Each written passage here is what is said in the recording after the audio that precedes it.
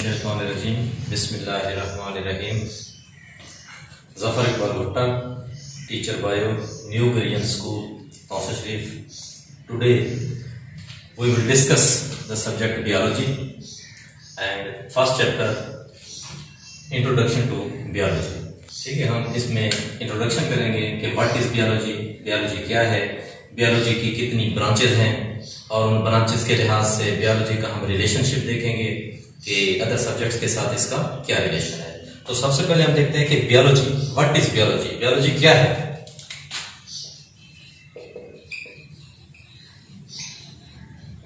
हमें ये पता है कि बियोलॉजी बजाते खुद जो है एक ब्रांच है साइंस की। तो साइंस के हवाले से हमें पता होना चाहिए कि साइंस क्या है, व्हाट इज साइंस। साइंस को अगर हम लिटरली तौर पे, लफ्जी तौर पे देखें तो इसका लफ्जी मतलब है study about surrounding. Surrounding mean इर्द गिर्द, अपने माहौल के मुताबिक, ठीक है ना, माहौल के मुताबिक स्टडी करना, स्टडी अबाउट सराउंडिंग।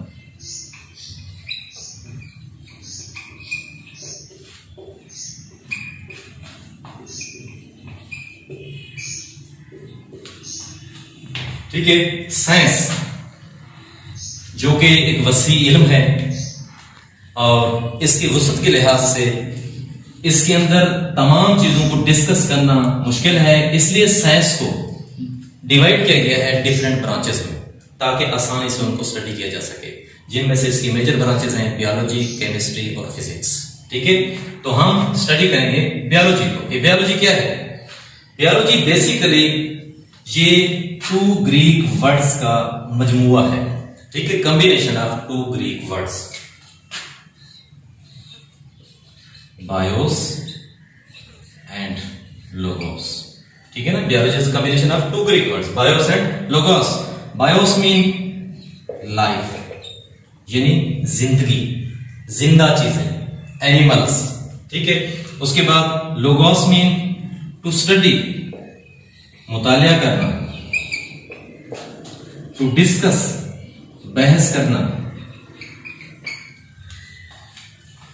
ठीक है, तो बायोस एंड लोगोस, इन 2 चीजों का मजमुआ है बियोलॉजी। तो अब इसकी डेफिनेशन क्या हो जाएगी बियोलॉजी की। Scientific study of life is called biology. Scientific study of life.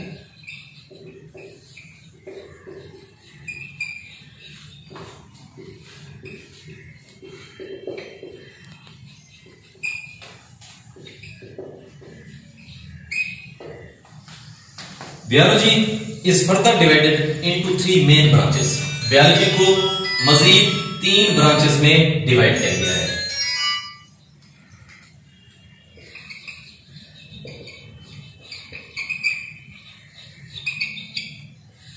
Three main branches, zoology, botany and microbiology.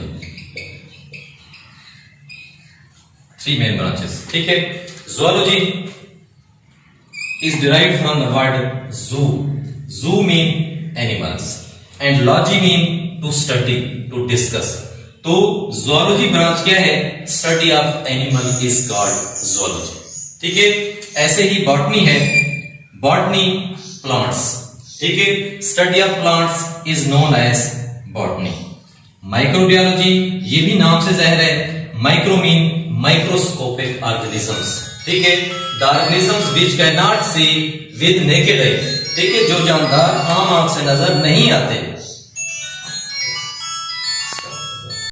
Main branches, 3 main branches, zoology, botany, microbiology. Zoology study of animal, botany study of plants and microbiology study of micro organisms. Micro organisms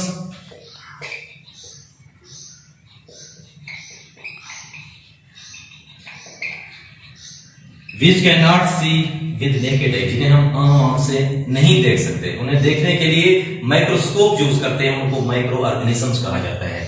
as for example bacteria, virus, ठीक है, ये हैं छोटे छोटे micro organisms. तो ये थे इसकी 3 major branches. Biology further divided into further branches, मजीद इसको तकसीम किया गया है मजीद छोटी छोटी ब्रांचेस में, जिनमें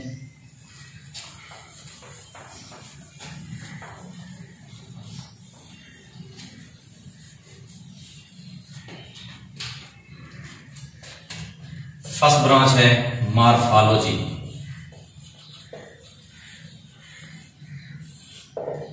अब देखिए morphology is derived from the word morph. Morph mean form and structure, form and structure यानी शक्ल और साफ। Study of form and structure of organism is known as morphology. ठीक है, morphology derived from the word morph. Morph mean form and structure and logy mean to study. To study of form and structure of organism is called morphology. And morphology is of two types: external morphology and internal morphology. ठीक है, external morphology यानी study of form and structure of external organs. ठीक है ना, बैरूनी सतह पे यानी कि उनको स्टडी किया जाए किसी भी ऑर्गन को, तो वो है एक्सटर्नल मॉर्फोलॉजी। अगर उनको डाइसेक्ट करके, जिस तरह से स्टोमक है, हार्ट है, इस किस्म के ऑर्गन्स को अगर डाइसेक्ट करके इंटरनली स्टडी किया जाए तो उसको इंटरनल मॉर्फोलॉजी कहते हैं। और यही इंटरनल मॉर्फोलॉजी से दूसरा नाम दिया जाता है एनाटॉमी।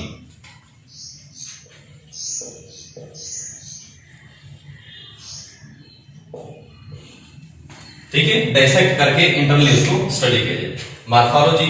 और सेकंड ब्रांच है इसकी physiology.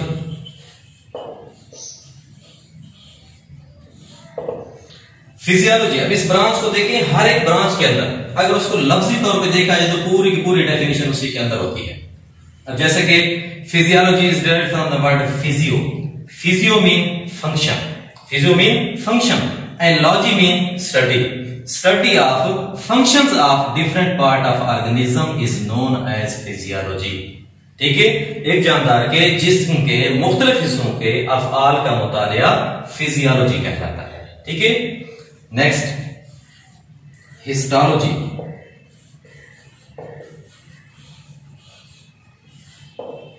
Histology is derived from the word histo.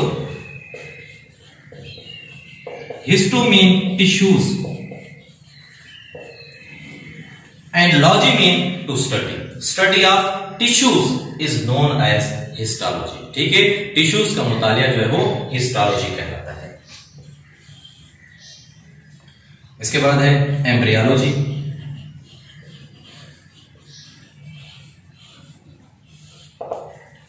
Embryology में अब लॉजी मीन है study, study of embryo.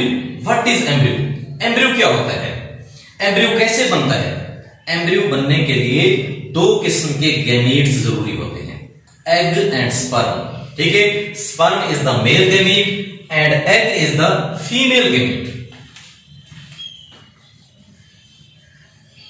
Egg and sperm when these fertilise, जब ये दोनों फर्टिलाइज होते हैं तो इनकी फर्टिलाइजेशन के नतीजे में बनता है जाइगोट।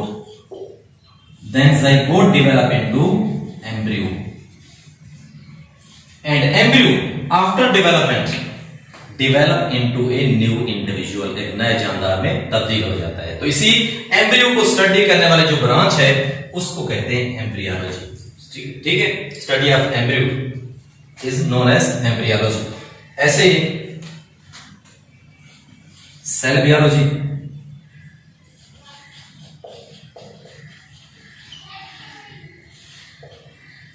सेल बियोलॉजी में देखिए कि study of cell and its organelles is known as cell biology. Study of cell and its organelles, cell and its organelles called cell biology.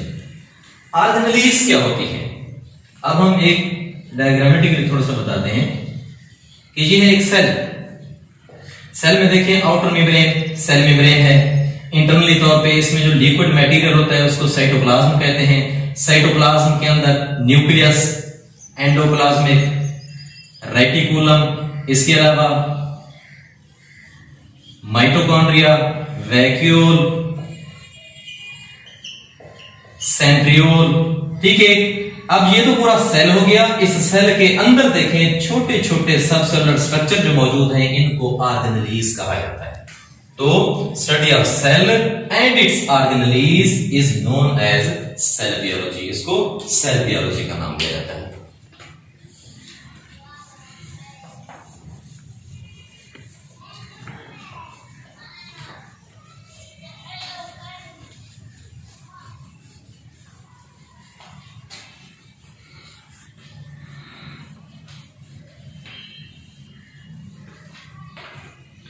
Next है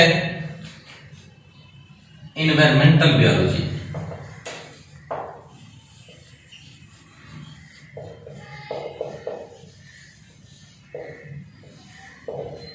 इन्वायरमेंटल बियोलॉजी, इसका दूसरा नाम है इकोलॉजी। ठीक है, इन्वायरमेंटल बियोलॉजी का दूसरा नाम क्या है?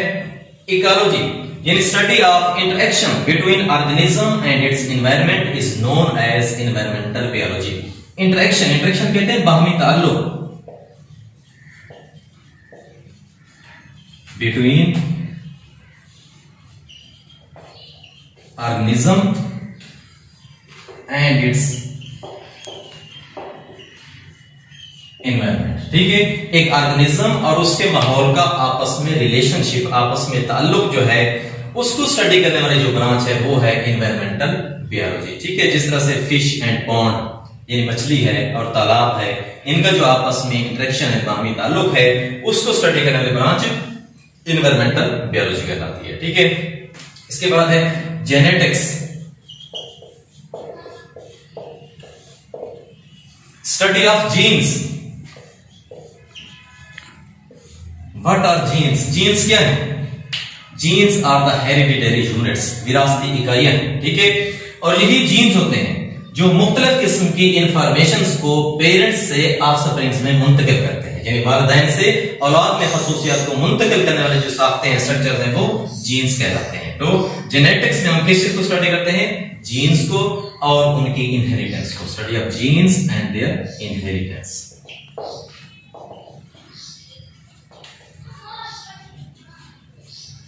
What is inheritance? इनहेरिटेंस क्या है?